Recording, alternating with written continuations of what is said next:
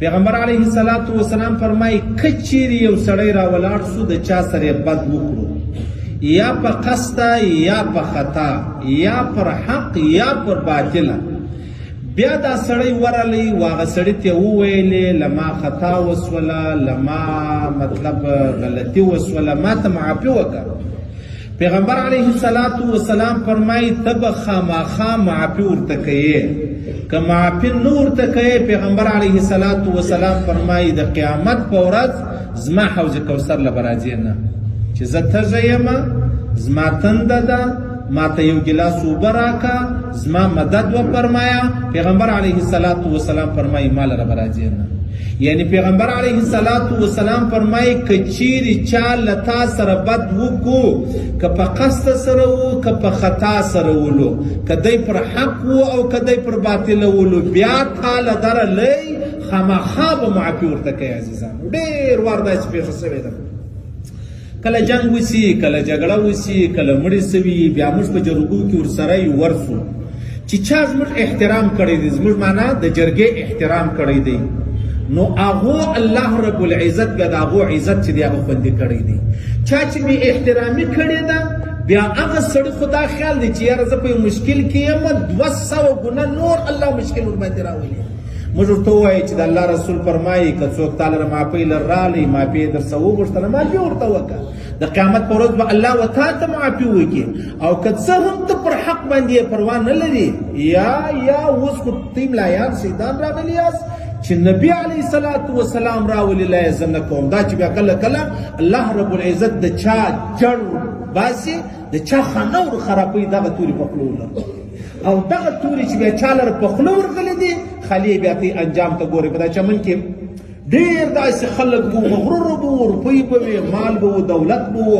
نو چې کله به د چا سره یو پیښه راغله ول خدایه ما تې را پیښه کړه خدایه ما ته د فلاني سړي بدي را پیښه کړه دا خو زه د خدایه غواړم دا ستا بدي زموږ پښتانه نه دي وایي دا ستا بدي خو زه د خدایه غواړم نعوذ بالله استغفر الله استغفر الله څونه لویه درنه کلمه ده بیا چې پر چا راغلی د ورسه وګوره خپل کلي لره خپل وطن لره خپل کور لره په 20 کالم نه راغلی دا د خولې خبرې نه دي نه الله رب العزت دا دنیا دغسې خوښې پرې ایښه ده چې د هر چا زړه غوښ که څوک وژني کې ویې کې ترټې کې عزت کوي کې نه نه نه نه نه حضرت عمر فاروق رضی الله عنه له یو سړی راغی بل څوک یې وهلی چې وهلی و باچا و د باره سره راغلی و نو طواف یې کوئ نو هغه قمیص ممیص بیا اغوستی ولو یا بیا جوغه وه چپنه وه نو شاته یو صحابي په بسي و هغه په خطا کې به دا طواف کې دا د پر چوغه باندې پښه یې ښوول سوې وه نو ده داسې جټکه خوړلې وه نو باچا چې مخ راواړوئ صحابي ته یې وویل خیر اول یاره طواف کولو ما نه پر دا مخ یې به چپلاخ ووایي ته ما نه پېژنې ول ته ما نه پېژنې خیر طواف مواب چې خلاص و بیا دا سړی رالی حضرت عمر فاروق ته امیرالمؤمنین نه چې حضرت دغه سړی راغلی و داسې دا پیښه شوه بیا پر دا مخ په چپلاخ ووولم بې عزت یې کړم ته ما نه پېژنې ول که دغه حرم نه وای ما ستا سترګې در ایستلې حضرت عمر فاروق رضی الله عنه بیا باچا موږ نه یو باچا سړی دې ته باچا وایي د روی زمین د الله څخه علاوه د هېچا بکسه کې نو بس باچا یې راوغوښتې ورته ویلې ول دا سړی دې ووایي هغه و امیرالمؤمنین دا که حرم نه وای ما درڅه سترګې ور ایستلې دی اوس ما نه پېژنې حضرت عمر فاروق ورته ویلې ول ته په دا نه خبر دا الله رب العزت ستا غلام نه دی پیدا کړی ستا فکر دی زه باچا یم یا روپۍ لرم یا ملک یم یا سردار یم یا خان یم به دا خلک ستا غلامان دي نه نه نه نه نه داسې نه ده خبره ول نو بیا ول داسې به وکړې یا خو دې سړي ته مخ ونسه دی به تا هغسې ووایي لکه تا چې دی وهلی و یا معافي جنواب بعد دا دوه خبرې په دې دوه خبرې کې د امیرالمؤمنین د حضرت عمر فاروق په کتاب کې بیا نورې خبرې نه چلیږي که غټ یې که کوچنی یې که موړ یې که مالدار یې که غوړ یې که دغسې یو شی نه پکې چلیږي نو بیا هغه ورته ته ما ته ټیم راکړه یو ورځ ټیم راکړه زه پر دې سوچ وکړم یا خو به معافي جنې وغواړم یا به دی که غواړې ما دې پر مخ ووایي نو ټیم یې ورکړ ټیم چې ورکړ د شپې دا باچا وګرځېدی ولاړی خپل وطن لره چې ولاړی بیا په آخر کې نصراني سو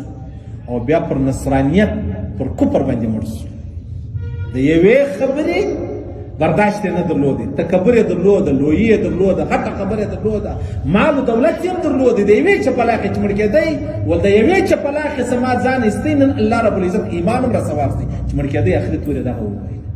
صحیح سره دا په ټول ژوند نه وایي چې او ته دا خو زما د چپل لاس کار کله کله پښتانه نه د نور اخشر روانه کړی د خره لړی روانه کړی د پټاټور لړی دی وای دا خو زما د چپل لاس کار دی خالي الله رب العزت سره د خلی د خبرې باسي چې سبا یې هغه ځای رالی نو بیا دا نه وایي چې الله دا ماته سره پیښ شو دا به هغه وایي چې الله ما څنګه غوښتي واغه رقم سره ټیک سره نو دا درنې خبره ډېر فکر وکړو چې دا هر خبره خدا نه خسته کله کله انسان دی د خلی خبره وځي فورا تا والله سره خبرې چې الله معافي غواړم یا الله ما غلطي وس پر سجده سو الله پټ سجده وکړه الله زما معافي غواړم بس خطا را سو وس زما نفس ما شیطان فلانه زما معافي غواړم الله به معاف کړي کني دا هغه ورځ په انتظار سره چاته کوم ورځ د الله سره ورته دا هغه ورځ په انتظار سره چې کوم ورځ موږ پښتانه خو نه دا 100 روپۍ پیدا کړي الله چې دا شناخت تعلق لري به غریب بیچاره پر پیټ څخه کمزوري بیا د لپاره په دې ډیر اسانه ده په مشته کې واغښتلې سره هغه دی د درې کسان وژلي دي نه یې برتونه غټ کړي